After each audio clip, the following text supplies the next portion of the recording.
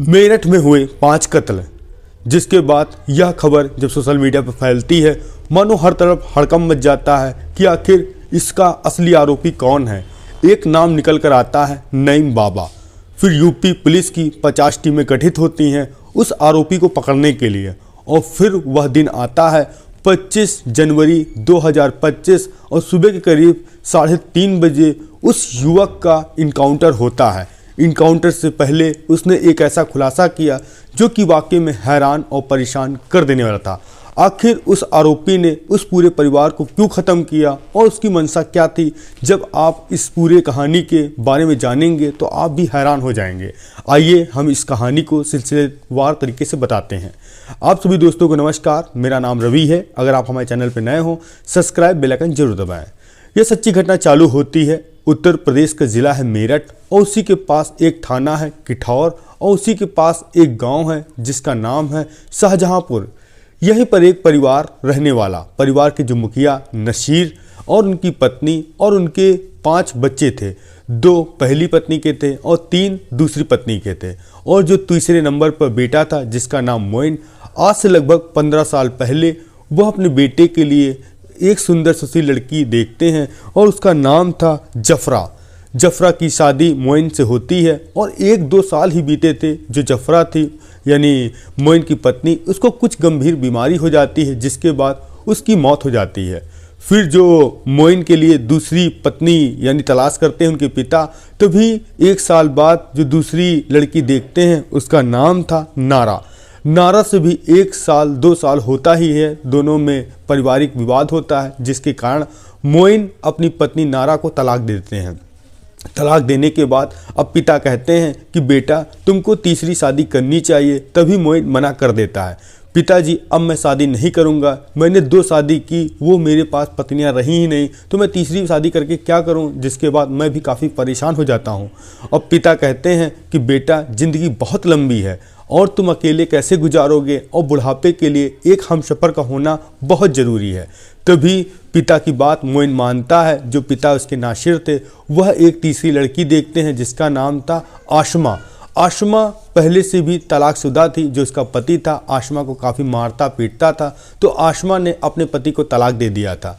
अब वह जो नासिर थे आशमा की बात करते हैं अपने बेटे मोइन से, और दोनों की फिर दिखाई सुनाई होती है और फिर उन दोनों की शादी हो जाती। शादी होने के बाद अब परिवार खुशहाल चल रहा था।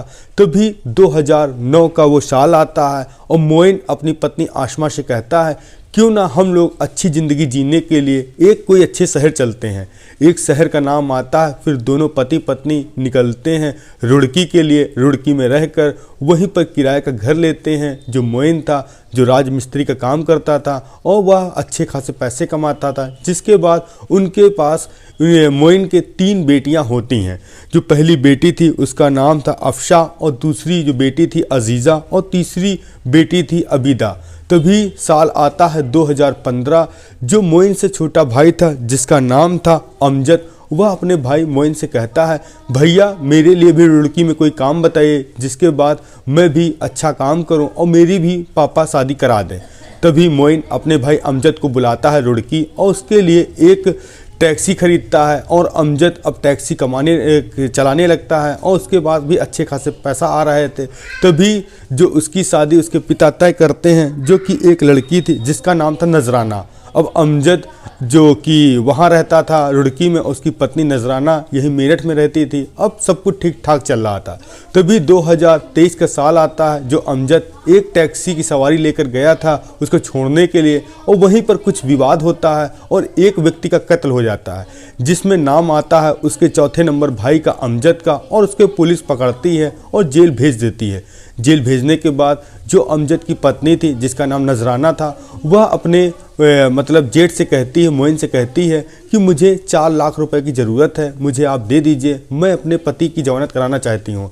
तभी मोइन कहता है कि मैं तुमको पैसे तो दे दूँ, आप मुझे क्या दोगी। तभी नजराना कहती है कि मेरा मेरठ के पास ही एक सोहेल गार्डन कॉलोनी है, वहाँ पर एक प्लाट पड़ा है वह मैं आपको दे दूंगी, तब आप मुझे पैसे दे देना। तभी मोइन मान जाता है, वह पैसे नजराना को देता है। नजराना अपने पति की जमानत के लिए वकील को पैसा देती है। और इधर 2024 का लास्ट का महीना था, जिस शख्स का कत्ल हुआ था उसके परिवार वाले उस मोइन को परेशान करते थे और हिदायत देते थे कि तुम यहाँ रहोगे तो तुम्हारे के लिए भी गलत होगा। तभी मोइन वहाँ से डर जाता है, सहम जाता है और अपना घर 6 लाख रुपए का बेचता है। और जो उसने टैक्सी अपने भाई अमजद को दिलवाई थी वह भी बेचता है। कुल मिलाकर उसके पास 11 लाख रुपए हो जाता है। और फिर वह निकलता है मेरठ के लिसड़ी थाने के पास एक जगह है सुहेल गार्डन, और वहीं पर एक किराए का कमरा ले लेता है। और जो नजराना से उसने ज़मीन ली थी जिसके एवज में उसने 4 लाख रुपए लिया था, और वहीं पर वह अपना मकान बनवा रहा था। और 5 जनवरी 2025 को वह मकान में स्लैब डलवाता है, जिसके बाद वह मोहल्ले में लड्डू तक बांटता है। और इतना खुश था मानो उसका खुशी का ठिकाना नहीं था, क्योंकि उसने अपने ही गांव क्षेत्र में एक अच्छा सा मकान तैयार कर रहा था। तभी 9 जनवरी 2025 का दिन आता है और इसमें मोइन का बड़ा भाई था तस्लीम, जो कि वह भी सुहेल गार्डन पे ही रहता था। तभी उसके पत्नी के सिर में दर्द होता है। वह अपनी पत्नी को लेकर ही जहां पर मोइन का घर बना था उधर से ही जाता है अस्पताल, और लौट के करीब 10 बजे वह आ रहा था। तभी देखता है क्यों ना छोटे भाई का घर जो बना रहा है क्यों ना देख लिया जाए। अब वह फौरन ही उसके भाई के घर पहुंचता है, देखता है वहां पर सिटकनी लगी है। जैसे ही सिटकनी देखता है और देखता है अंदर जाके एक ही कमरे में ताला लगा है। अब वह आसपास के लोगों से पूछता है कि मेरा भाई कहाँ है मोइन। तभी आसपास के लोग बताते हैं कि वह कल रात में तो घर में ही था और आज पता नहीं कहाँ है, मुझे भी नहीं पता। वह अपने भाई को फ़ोन करता है और उसकी पत्नी आशमा को फ़ोन करता है, दोनों का फ़ोन तक नहीं उठता है। तभी वह घर के पीछे वाले हिस्से में जाता है, वहाँ पर दीवार में एक गुम्मा हटा था जिससे अंदर का दृश्य देखा जा सकता है। अब तस्लीम जैसे ही अंदर जाके देखता है जो उसका भाई और उसकी पत्नी और दोनों मृत अवस्था में नीचे पड़े हैं। जैसे वह चिल्लाता है, फ़ौरन आसपास के लोग भी वहां पहुंच जाते हैं और फ़ौरन जो वहां लिसौड़ी थाने की पुलिस को संपर्क किया जाता है। पुलिस भी मौका वारदात तो पहुंचती है, देखती है पति पत्नी का किसी ने इतनी धारदार चीज़ से हमला किया जिसके कारण उनके खून बहने के कारण मौत हो गई है। अब इधर उधर बच्चों को तलाशते हैं और तभी बेड के अंदर खून दिखता है। जैसे पुलिस वाले बेड देखते हैं तभी उनकी जो 8 साल की बेटी थी अफसा, उसकी गर्दन कलम थी, और जो 4 साल की अजीजा थी उसकी भी गर्दन ऐसा लगता है किसी दीवार काटने वाली मशीन से काटी गई है। और जो 1 साल की अदीबा थी उसका गर्दन दबाया गया था, वह मृत अवस्था में पड़ी थी। अब पुलिस 5 डेड बॉडी को पोस्टमार्टम के लिए भिजवाती है। इधर जांच पड़ताल में पुलिस तहरीर दे ही रही थी, दबिश दे रही थी। तभी जो आशमा का भाई था वह कहता है कि यह सब के पीछे ही जो तस्लीम बड़ा भाई और इन्हीं के भाई ने इस पूरी घटना को अंजाम दिया है। अब फ़ौरन तस्लीम की जो वाइफ थी उसको गिरफ्तार किया जाता है, और जो अमजद व्यक्ति जो जेल में बंद था जिसकी पत्नी नजराना थी उसको भी पुलिस हिरासत में लेती है। और जो आशमा का भाई यह कहता है कि कुछ दिन मेरे जो जीजा ने अपने भाई को पैसे दिए थे, इसी के बारे में कत्ल हुआ है। अब फ़ौरन पुलिस कड़ाई से पूछताछ करती है, इधर सब कैमरे देखे जाते हैं। तभी एक युवक और दिखाई पड़ता है जो कि वह सौतेली माँ का बेटा था, जो मोइन का, उसका नाम था नईम बाबा, जो कि कुछ साल पहले ही उसकी शादी यहीं पर हुई थी। वह अपनी पत्नी बच्ची को छोड़कर चला गया था पुणे, और वहाँ पर उसने एक कत्ल भी किया था जो कि अपनी पहचान बदल कर वह रह रहा था। और पुलिस वाले जब उसकी लोकेशन देखते हैं और जब उसका मोबाइल की लोकेशन देखते हैं तो पता लगता है कि वह 8 जनवरी को मोइन के घर आया था, और उसके बाद वह सुबह उसी घर से निकलता हुआ दिखता है, जो कि कुर्ता पैजामा और एक पिट्ठू बैग और उसके पैर में जूते नहीं। अब पुलिस उसकी धरपकड़ के लिए 50 टीमें गठित करती है और हर तरफ दबिश दे रही थी। उसकी लोकेशन कभी दिल्ली, कभी मुंबई, कभी अन्य राज्यों में मिल रही थी। तभी 25 जनवरी 2025 सुबह के करीब 3:30 बजे उसको पुलिस वाले घेरते हैं, और उसके साथ में उसका साला था सलमान, और वह तो सलमान फरार हो जाता, मगर जो मोइन था पुलिस वाले इसको इनकाउंटर कर देते हैं। और पुलिस के सामने सबसे बड़ी चुनौती यही थी कि वह मुख्य आरोपी पकड़ा जाए।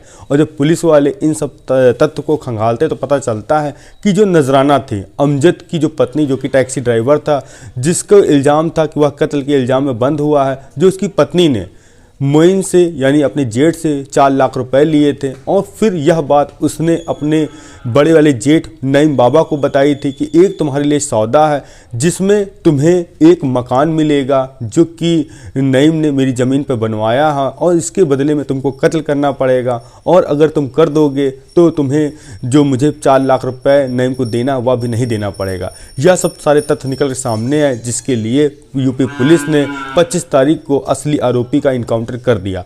आपको कुछ भी सुझाव हो तो कमेंट के माध्यम से दे सकते हैं। मिलते हैं नई कहानी नई शुरुआत के साथ। जय हिंद, जय भारत।